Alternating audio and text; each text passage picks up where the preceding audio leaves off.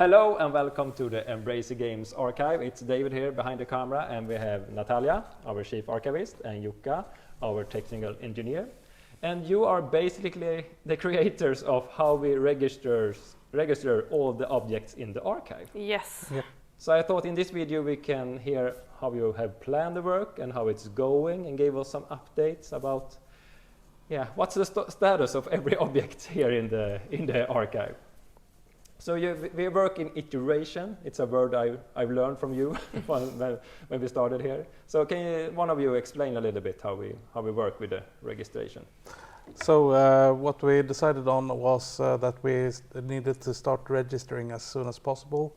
So the first iteration is basically just registering the title and the least effort put into differentiating between two similar objects. Yeah. Plus also the provenance from which acquisition they come from, because that's information we might lose if we don't put it in right now. Yeah. And also for which system. Exactly, platform and a bit of that kind of information, but most important was the name, the place also, because we want to be able to find all of the objects in the archive, so to actually know in which shelf they are and the object's provenance. Yes. So now, today, or actually last week, we can say officially that every object here in the archive is now in the database. Yes, we are very happy about that. So if you look all around you, everything here is in the database, searchable.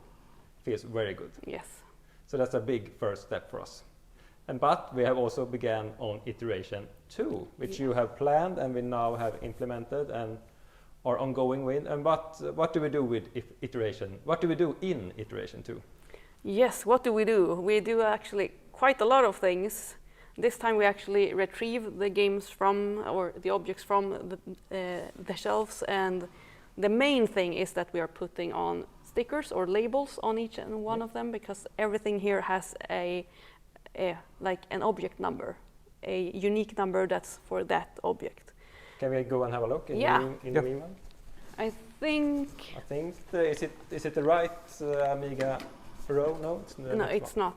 So you will be able to see how nice they move. So these two rows is only Amiga. And actually all of the games here have been labeled. Yeah. So here, for example, we have a shelf, and we can see here is our label. And we also you had a lot of thought in how we would design the labels. Yeah, Jukka had. Yeah. So we're using a data matrix QR code that works with the application that we use. We also have the places labeled, so every shelf has its own QR code also. So for example, we have an application here from Axial called Move, which allows us to scan a barcode. So let's scan that one. It's good that you show that the app as well. Yeah. So we can see that it's the title is Room, and it's for the Commodore Amiga, and we have a location for it. Yeah. And the context is like which room it is in, because we have multiple rooms here. And we have a picture. Yeah, that's a lucky one. Oh no, sorry, all the one with labels and pictures as well. Yeah. So you can easily see how the game looks. There's also one picture of the backside, but that's not shown in this application. So this app is also very helpful for us, or will be. So now we can easily, if we would like to move this game from this shelf to another shelf, we can easily do that with the app. Yeah. We scan the object, and then we press the button to change the location, and we scan the barcode on the location. Yeah. Yeah. But iteration 1 is then taking them out, putting this label on the best place possible, because some games we have so much text that it's hard to follow our main rules, so we have to put them a bit up, or sometimes even sideways. Yeah. Like here we have one. So it depends a bit on the object, but we have some rules about how we mainly want them to be put on the items. And people also, all of the people registering or doing this iteration also somehow, whilst doing this, also inventory all of the shelves, because that's a very important thing for us to actually, now we are able to say that the objects that are on this shelf are the objects that should be here and are here and are accounted for. Yeah. So if we're missing anything or people, it's very easy in the first iteration to maybe have missed inputting something, then we will be able to see it right now. So it's a very important and good step here for us. An extremely easy mistake is to when you register this shelf and you start on the next one, this might be registered on the shelf above. Then we easily see that mistake and we can just rectify it directly when we register it. Yeah. Either that or when we scan it and we see, okay, it's on the wrong shelf. I can rescan it and put it on the right shelf. So we have done inventory, we have done the label, as you said, and we're also taking pictures. But also one thing that we get a lot of question about is how do we handle sealed games? Because many of these old games are probably could be sealed today. Yes. But how do we handle our sealed games? Yes, as you can see, nothing here is sealed because we've actually had many games here that were sealed, but we've removed the plastic because plastic does damage, and we will show you some examples soon. But also because our ethos here is actually preservation through use. We want to be able to play the games. It's not just looking at the box, but we also want to be able to see how the manual looked or how the game played. So there are many more aspects of why we think it's very important, but it damages games. Yeah, in multiple ways. Can we have some examples? I know we have an example here on the stage. Yes. Yeah, let's start with our classic that we usually use to show. And this one we have kept sealed just to show people what can happen. This is a flat game, so it's more. So this one you can see extreme curvature, and the shrink plastic just continues shrinking with age and with temperature fluctuations and so on. But even games that are kept in good condition, good temperature conditions, still continue to shrink. Yeah. Exactly. So and we have some Nintendo 64 games here as well. We're a bit unsure of these, if these are reseals or if they're factory seals, but here you can even see that it's been starting to implode totally. So you can see it's tight, and you can see this box will go into itself. Yeah. And it's like I used to say, it's hard to see in the camera, but it's like a skateboard. So concave, concave. Concave. Yeah, you can see it. So and it's super tight. It's really it strangles the game. Yeah. Basically, we've also seen plastic fused to the box art itself. Yeah. So some of these plastics react really badly with printing on the boxes. So when you start opening them up, they just peel away with the cover. Then we have to be very careful on how we unseal them or just stop. I think this perfect dark, you can also see it's it's a little bit.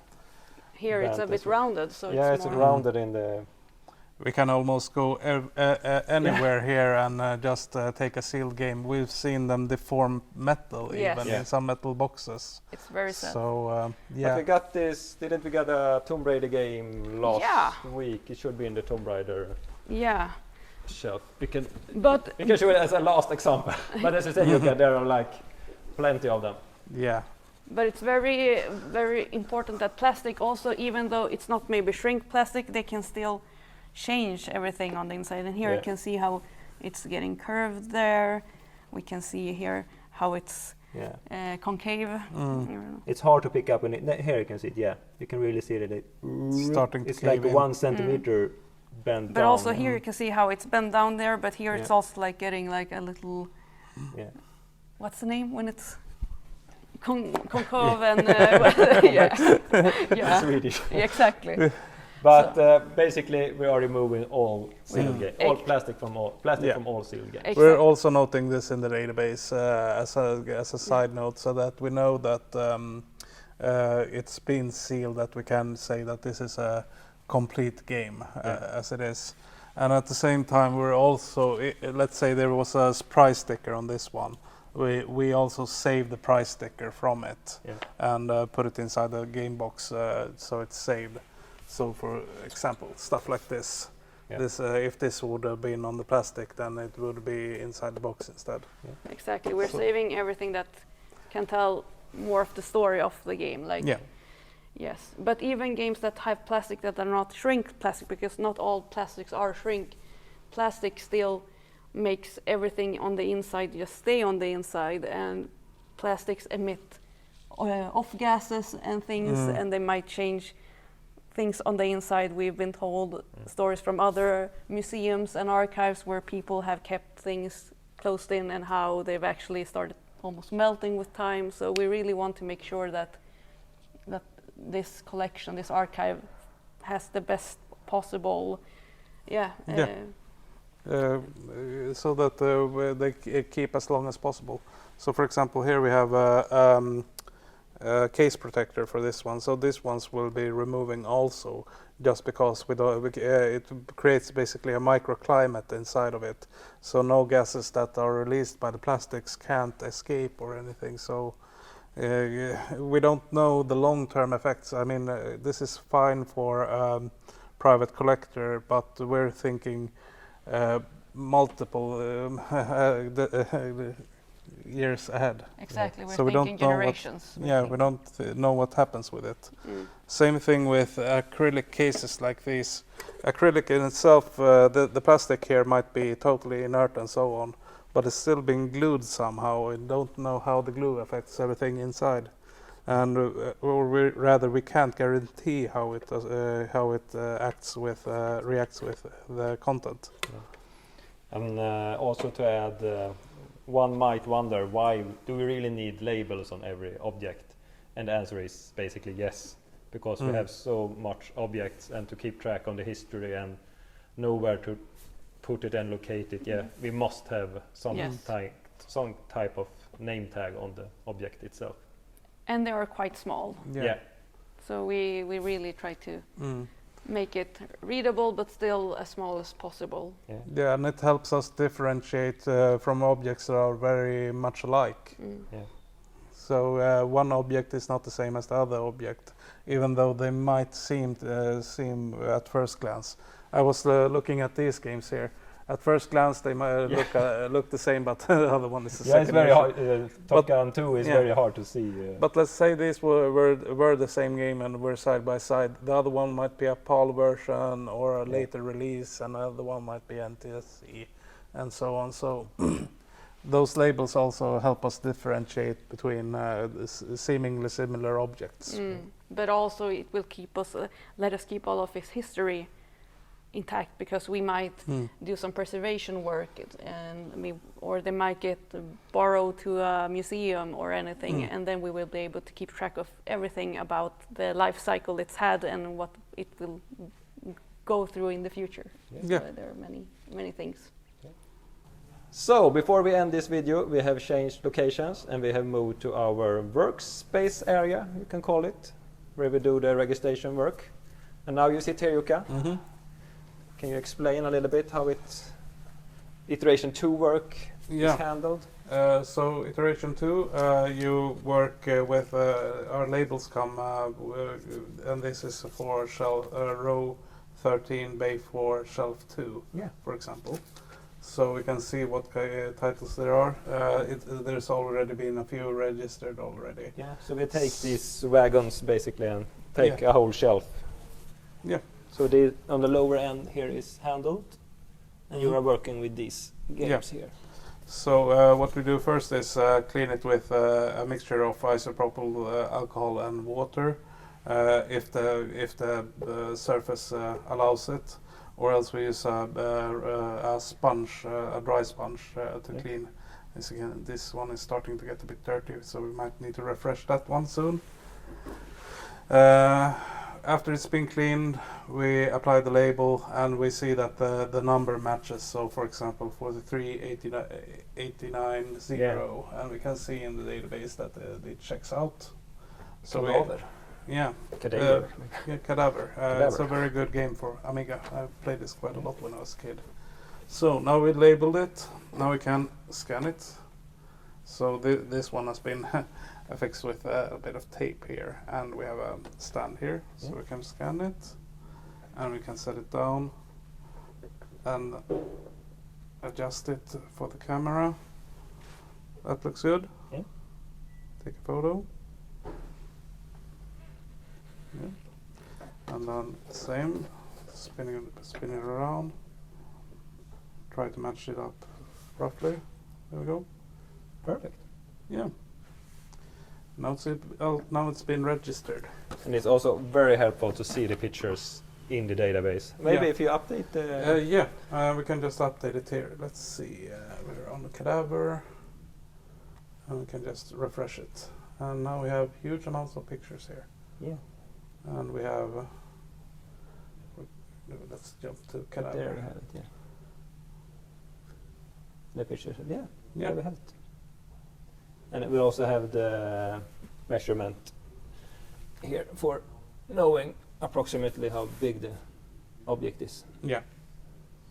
We can also mention the stickers are made by a company that specializes in stickers for museums and archives. So the glue is archival grade and is we can remove them and it doesn't do damage to the object that it's glued to. Exactly.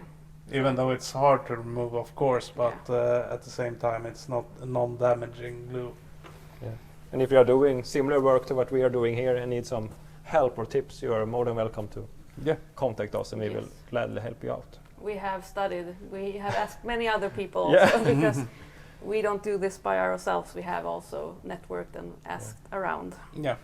Coming to this conclusion with iterations 2, we had a lot of planning and thoughts behind it. Yeah. Both iteration 1 and 2 have taken time, and the third, the upcoming next also, because planning this work we have to always think about, one, what we need right now, but also how it will impact what we do later on. So we have to always think about how we're working and how it will somehow be transferred in the future or used in the future. Yeah. Thanks a lot for the information. Thank you. Any other info? No, I think it's good for this Have time. fun, play games. And as always, please comment and ask questions if you're wondering something. Yeah. Thanks so much. Bye-bye. Bye-bye.